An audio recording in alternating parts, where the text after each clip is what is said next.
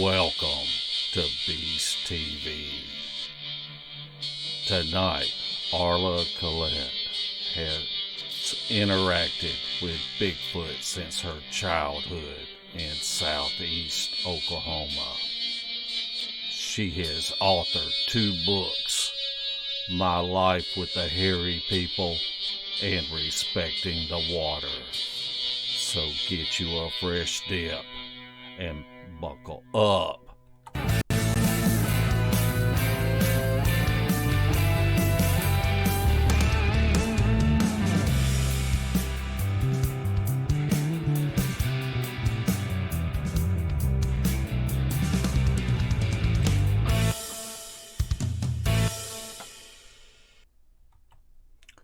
Larry Porst II, how you doing tonight? I'm doing great, Mark. How are you?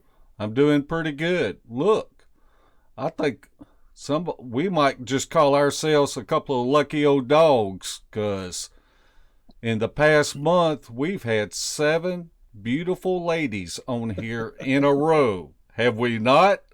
That's very true. It's getting to be, we may be running out of them. You think? I hope not. It does seem that way. I was looking at the past lineup, and it is majority of women in a community that was dominated by men for years. Well, you know, there are many women that I would rather be in the woods with than they are a lot of the men that I've been in there, because I've seen grown men almost fold up in the fetal position and cry. They didn't know whether to get in the fetal position or just take out running. But I know some brave ladies, and I'm proud to be associated with many of these brave ladies that will get out and put themselves in harm's way. I agree with that, and I told you to never bring up that story again. It's too bad I ain't got a video of you. Well, why don't you tell us about our guest tonight?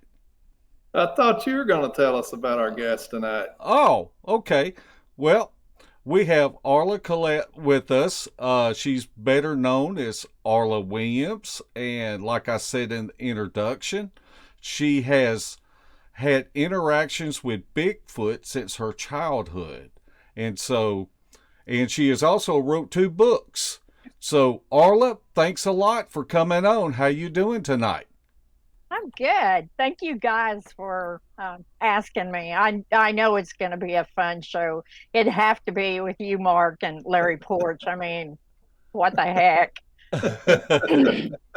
I hear you. We've already discussed a little bit that we know our philosophies are a little bit different whenever we're out in the field. We're on the more scientific side of the Bigfoot community. Tell us what side of the Bigfoot community you would be on. Well, different. I'll put it that way. I don't know. There's so many sides to the Bigfoot community now. That's true. I used to be like way away from everybody else. But now, actually, I'm kind of middle of the road, because they are flesh and blood, like we're flesh and blood. Yeah, they do things that make you scratch your head. But at the same token, I believe that there's a lot of the things that are attributed to the Bigfoot that we can do too. And I've actually seen a lot of tribal elders do some things that a lot of people, would say that can't be done. So, right. And that's a good thing about the community, is even though we have differences, it's good to get together and discuss our commonalities. I know me and Mark don't agree 100% on everything, but we still work together to try to figure out what's going on. And I know you have what I call a giant puzzle, and you have pieces of the puzzle just like we discover pieces of the puzzle. Oh, yeah. I used that analogy years ago when it seemed like they were jumping on people who couldn't get out, but who were looking at videos and talking about videos and I just said, you know what? We're all puzzle pieces to this. Even those that can't get out, that research and look at things and read, and then those who actually can put their boots on the ground. Right. And then you've got that other side that is way out there, which I'm probably pretty far out there, but all of this is the community. You can't say, okay, you've got the science is not part of this community. This is not part of this community because if you take out any part, then you don't have a complete thing. And it's the same as studying the Bigfoot. If you just automatically dismiss something, then what you're going to have is a part of what it is, Right. until you know that maybe that other wasn't something that you needed, to grasp. So people are just too quick to say, oh, that can't be, Right. that can't be. So, you're a liar or you're this or you're that or, whatever. When all you have to do is just say, you know what? You have your opinion and I have mine. And I love for people to tell me what they think and things that are going on with them. I don't have a problem at all with that. Right. Well, that's a big part of this community. Sometimes our own egos get in our way of information that we That, think we're right. yep, that's the biggest part. Just a little three-letter word that'll take you down in a heartbeat, and that's the sad part about that. My belief about them, one of the teachings is that the reason that they come to us is to tell us we're not living like we're supposed to be living. We're not being respectful. We're living in a wrong way. And, when we're jumping on somebody and talking at them and not to them, you're not going to learn anything. I don't care which side it comes from. Right. Well, luckily, Mark and I don't know enough about anything to have an ego yet, so we're still trying to figure it out. Well, I'm a factual person. And it's like if someone sends me a picture and they say, look at the Bigfoot in this picture. Well, it may be a Bigfoot, but it may not be a Bigfoot. And so I would like to use what tools I have, like the XV program and different programs that I can look and diagnose. I want to see a recreation of the picture. If the picture was taken at night, I'd like to see another nighttime picture, and I'd like to see a daytime picture. And so I really don't form an opinion, and I don't want to say that this person don't know what they're talking about, because I do not even have an opinion until I'm able to look at all the facts that my constraints will allow. And so I do not take things personal, but a lot of times people will take things personal whenever they voice an opinion that is not the same as theirs. Oh, that's for sure. I know people send me photos all the time and they'll say, do you see the Bigfoot in there? And most of the time I don't. That doesn't mean that one's not in there either, and Right. that's what I tell them. Just because I don't see something doesn't mean that it's not there. And the thing that I've done from day one when I posted any photo was to let people know I saw them before the photo was taken. I didn't take this photo and then go home and download it and go, oh my gosh, look, there's a Bigfoot. I didn't do that. And I won't tell anybody that there's one in a photo that I did not see Yeah. before I Right. took the picture. And it could also be the opposite. I know one day that me, Larry, and Shelly Reed were out, and Shelly Reed found a butt print next to a creek. And then we found some smaller footprints around that butt print. And Shelly's got a really nice camera.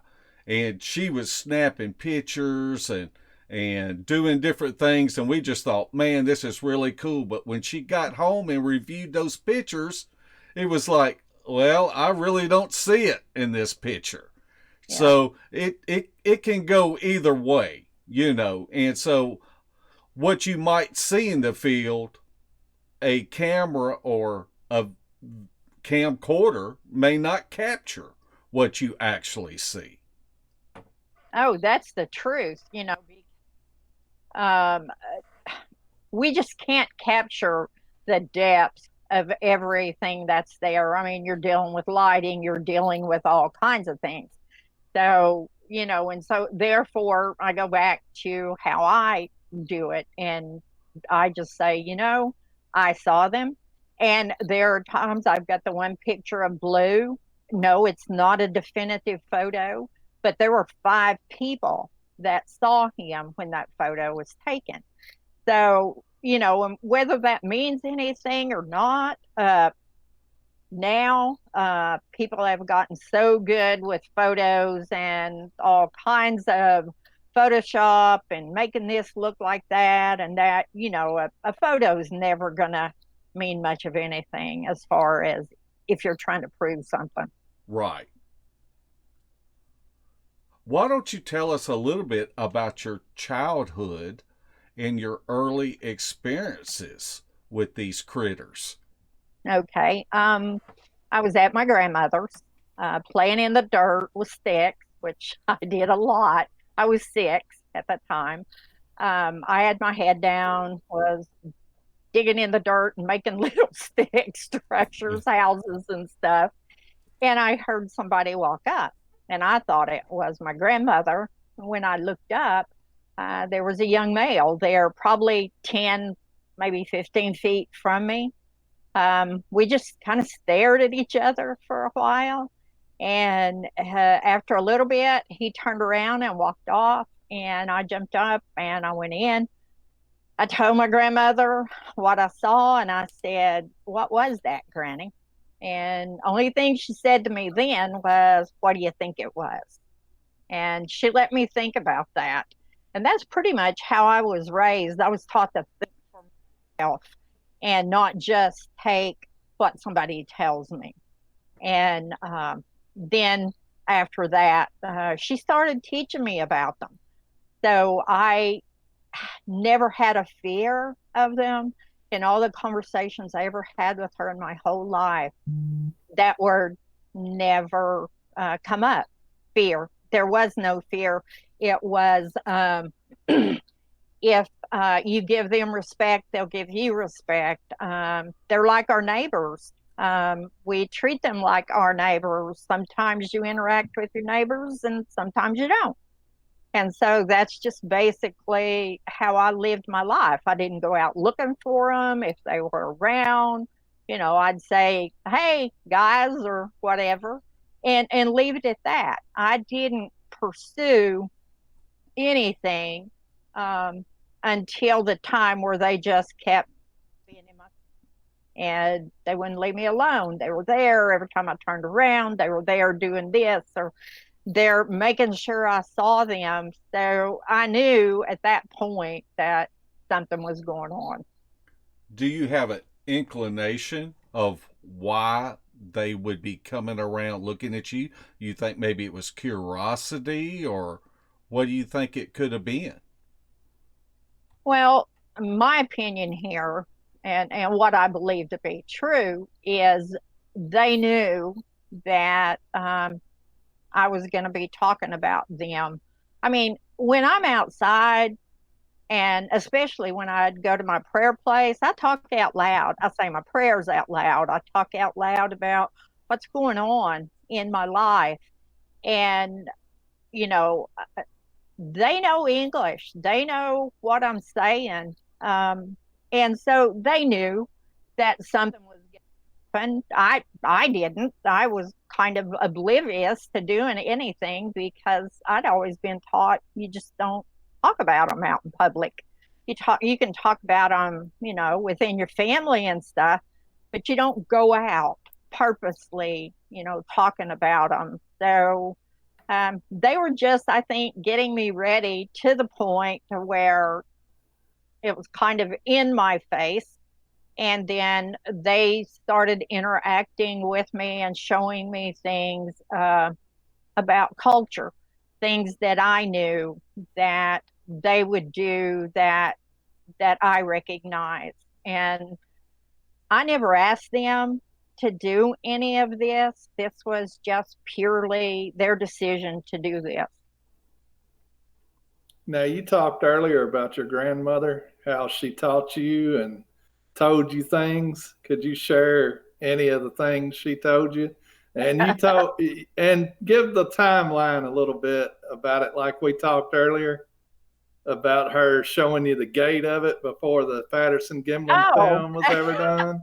yeah, I've actually got a picture of her doing that. I think it's like 49 or 50 when the photo was taken, because there's no truck in the background and you can see the truck and it looks pretty new. And I think it's like a 49.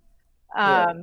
So she was doing the Bigfoot walk. She had the stride going, had the arms going, and you could tell she was having a ball looking at her face. So you're talking about her showing something long before Jerry Cruz, long before the Patterson Gimlin, long before a lot of people talked about it.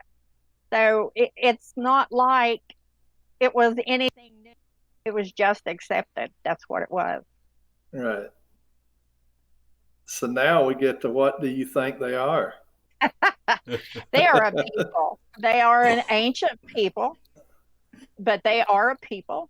They have language, they have culture, and they speak as we speak, with the same uh, throat and everything else like we've got. I forget what Scott Nelson calls it. Plus, they also have lips.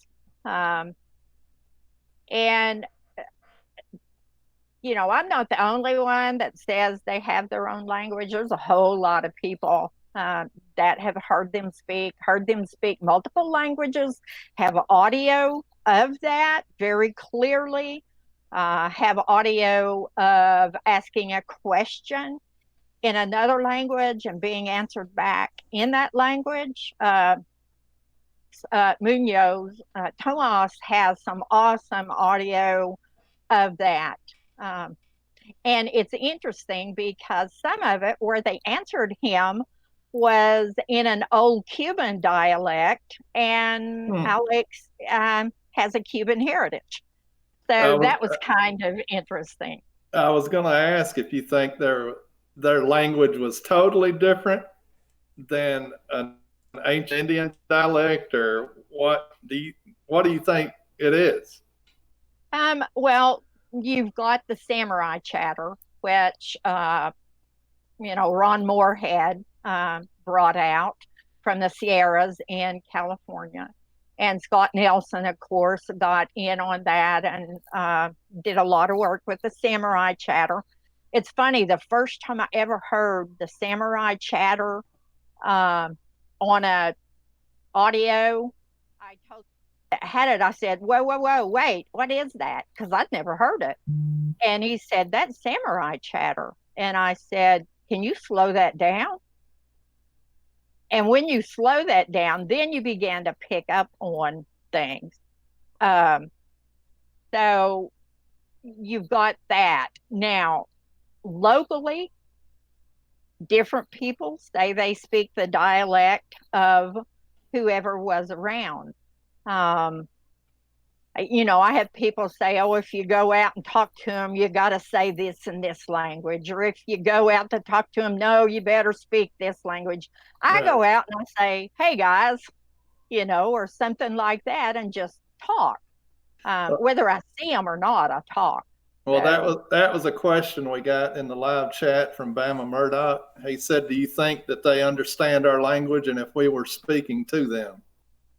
oh yeah, they understand us, but they understand more than the spoken language too. So, and you can take that where you want to go. If you want to talk telepath or whatever, well, they do that too. Are you So sure? I'm positive. Are you talking about mind speak? It's telepathing. You telepath. You and Debbie telepath, Yeah, whether but you think about it or not. well, that's true because she's thinking about eating right now. And you probably know that. No, actually, kind of a way to talk about that is, have you ever been with, you're with somebody and something comes into your mind and you say something and that other person says to you, I was just thinking about that. Yeah. Or you're thinking about somebody and they call, or that's a very simplistic way to view it. I have had too many people that have had it happen that were totally saying, this can't happen. One of the people was Richard Stewart Taylor, who was with me and wasn't quite sure about this mind speak stuff. But as we were walking to the woods, he got mind speak. And how that happened was he had a gun in his pocket. I didn't know he had a gun, but he had always been in law enforcement and just carried one like he did anything else. And we were walking out to the woods, and all of a sudden he stopped. And I didn't hear anything. And I'm kind of looking at him, and then he stepped away from me. Like, wonder what's going on. And then we proceeded on. Well, after everything was over, he told me that we were